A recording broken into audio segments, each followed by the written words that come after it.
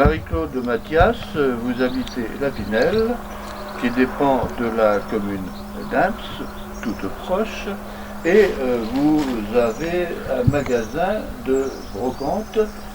La petite maison, l'avez-vous ainsi intitulée?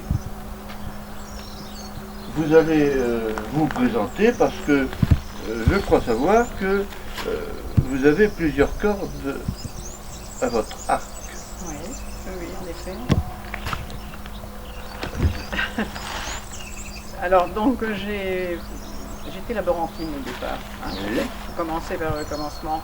Et puis après on est venu s'installer en Charente-Maritime dans cette maison et j'ai dit ben maintenant il faut que je fasse quelque chose qui me plaise. Donc j'ai fait de la brocante depuis 1995. J'étais installée déjà dans une grange de cette maison.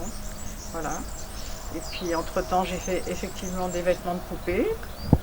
Mais ça a duré 12 ans. Et puis j'ai repris la brocante il n'y a pas très longtemps, au mois de juin de l'année dernière. Voilà, et je ne regrette pas du tout. Nous allons pouvoir pénétrer dans ce logis et voir justement des poupées que vous aviez habillées. Ouais.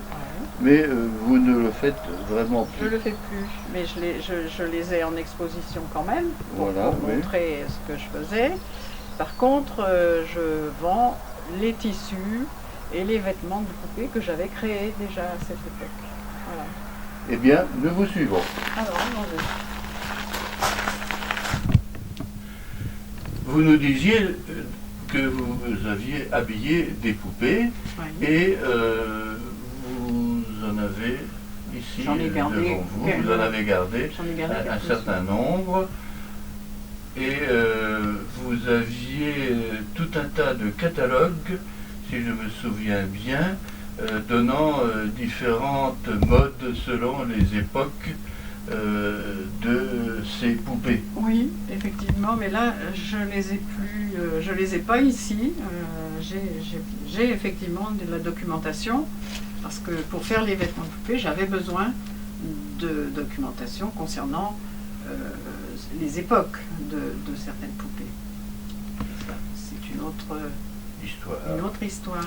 Et vous m'aviez habillé ce petit chef de gare pour mon train électrique, JEP, que j'ai toujours et avec lequel je m'amuse encore.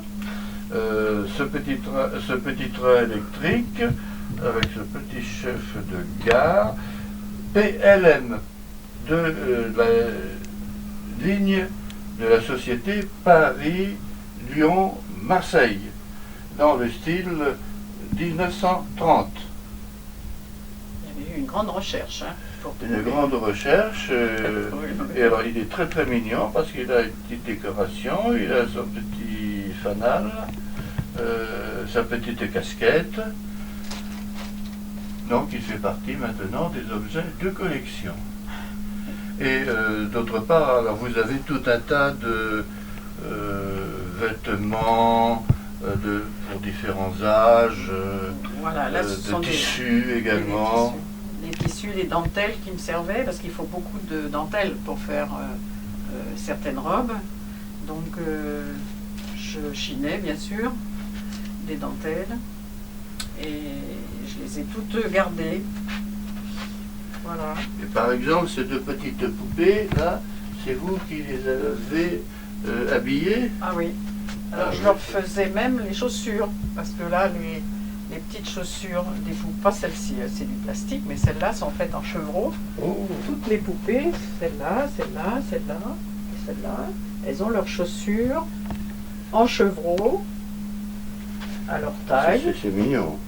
et leurs petites culottes. Et la petite culotte, oui. Tout le monde a sa petite culotte et son petit chapeau. Donc ça, je le fais plus, mais je dis pas, un jour, quand je serai très vieille. Au coin de l'âtre, Voilà. donc vous saurez bien. Voici deux poupées que vous avez habillées. Alors celle-ci ferme les yeux. Oui. avec leurs petites chaussures Celle-ci, ses chaussures en chevreau. en chevreau, mais pas l'autre. Non, elles sont moulées Ah oui, avec le pied. elles sont moulées. Ouais. Elles sont tout à fait mignonnes. Voilà. Et alors, vous avez des vêtements. Voilà. Et là, vous avez une poupée plus ancienne. Oui, la pauvre, Et elle est bien. Hein. Elle est bien, il manque les Elle a cheveux. l'air comme ça, en mauvais état. Il lui manque, oui, elle est très ancienne parce qu'elle est articulée. Oui. Mais Il lui manque seulement la chevelure. Et il lui manque même pas de petits doigts. Oh. D'habitude, c'est les choses qui s'en vont les premiers. Donc voilà. Par contre, elle a sa robe d'origine. Et ça m'était très utile parce que je pouvais m'en servir pour faire d'autres robes dans le même genre. Voilà. Et vous avez de quoi refaire une... Ah non, ça je sais. Alors par contre, je sais pas, puis j'ai jamais essayé. Nous sommes dans la pièce d'entrée de cette petite maison, cette petite brocante, où véritablement il y a tout un tas d'objets intéressants.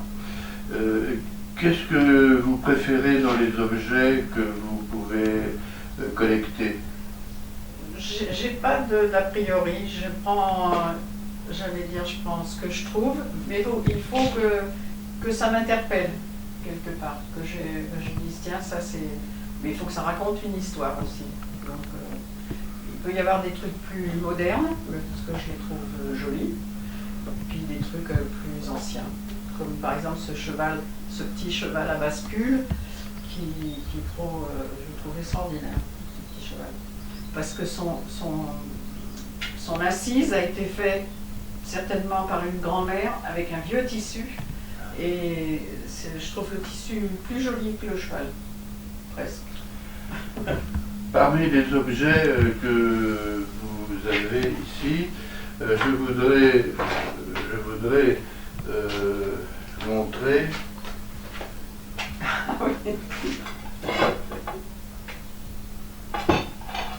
ces deux assiettes que pour ma part... Vous ne les avez pas achetées au fait, hein? Ah ben attendez, on ne peut pas tout acheter en un seul jour. Voilà. Elles sont très jolies parce que aussi c'est vous qui les... C'est moi qui les ai peintes, oui. C'est vous qui les avez peintes. Dans un décor de fleurs. Et il y a aussi... c'est une cafetière peut-être. Alors que je la présente du bon côté. Voilà. C'était ma période cerise. La période cerise. Je voudrais également mentionner ces deux tableaux qui ont posé beaucoup d'interrogations en ce qui concerne leur facture et en ce qui concerne aussi leur motif. Est-ce que vous pouvez nous rappeler un petit peu de quoi il s'agit? Ben, ce sont deux tableaux que j'ai trouvés sur une brocante, hein, il y a très longtemps. Et c'est fait ça m'a interpellé parce que c'est fait sur de la soie. Et c'est brodé au fil d'or. Les deux sont faits au fil d'or. Et c'est assez... ça a été impossible de trouver de quand ça pouvait... de quelle période ça pouvait être. Alors on avait pensé, M. Girard m'avait trouvé, peut-être ça pouvait être à Venise, comment on appelle ça? Le carnaval de Venise, ça pouvait avoir un rapport avec ça. J'ai rien trouvé, parce qu'il faut souvent chercher hein, des renseignements sur ce qu'on trouve. Pour les avoir montrés à une personne qui s'y connaît bien et qui a fait un peu d'antiquité, on situe ça dans les années 1920-1930, et ce serait en fait des danseurs. Des danseurs.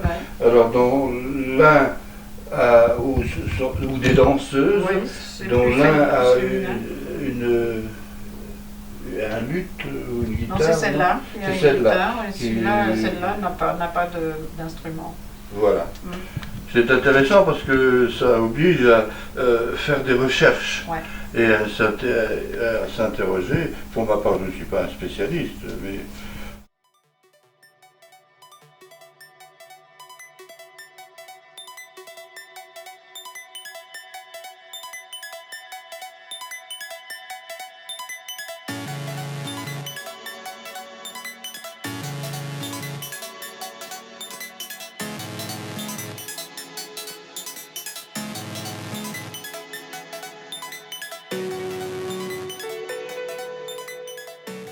alors, ça se plie. Ah oui, celle-là, elle se plie.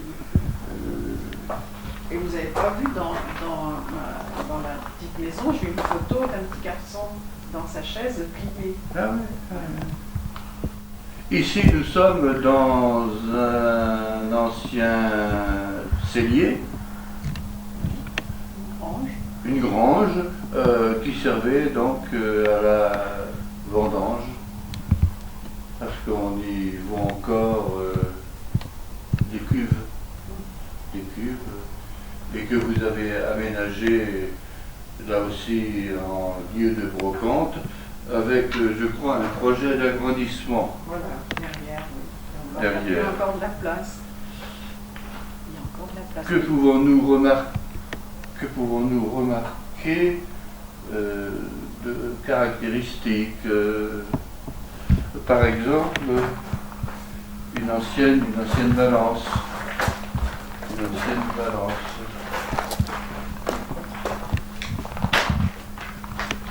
Voilà. Alors ça, c'est les balances à grains. Des balances à de grains. comptoir.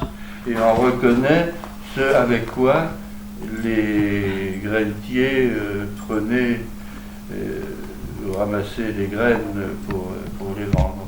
Il y en a d'ailleurs un autre ou deux autres là-bas. Et nous avons devant nous un moine qui servait à réchauffer À réchauffer le lit, les lits. les lits. Et pourquoi on appelait ça un moine? Mais, Parce que vous devriez savoir ça.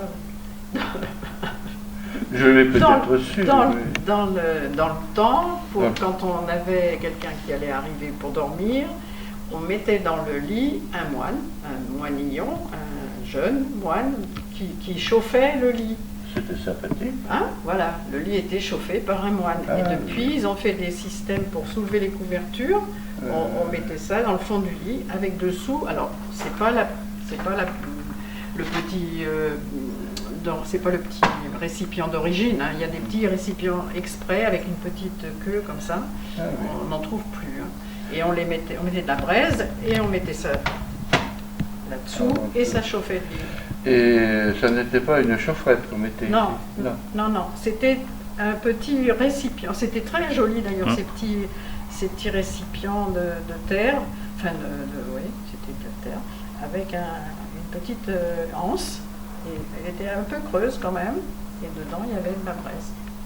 Permettait de conserver le cognac. Alors évidemment, je pense que ça devait correspondre à plusieurs doses. Je suppose. Oui, Si vous vu la faire- grandeur, il n'était Elle pas fait 20 facile. litres. Hein. Ah oui, 20 litres tout de même, il n'était pas facile de boire au boulot. Peut-être avec l'autre qui est un peu Oui, plus- elle fait que 10 celle-là. que 10, donc 10 litres de cognac. Ça doit pouvoir faire quelques jours. Oui. Oui.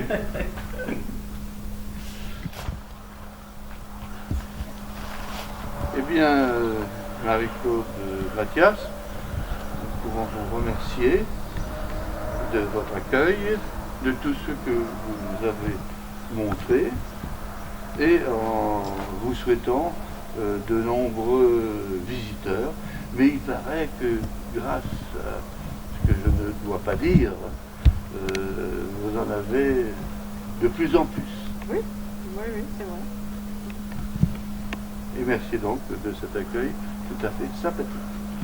En conclusion, rappelez-nous vos heures et jours d'ouverture.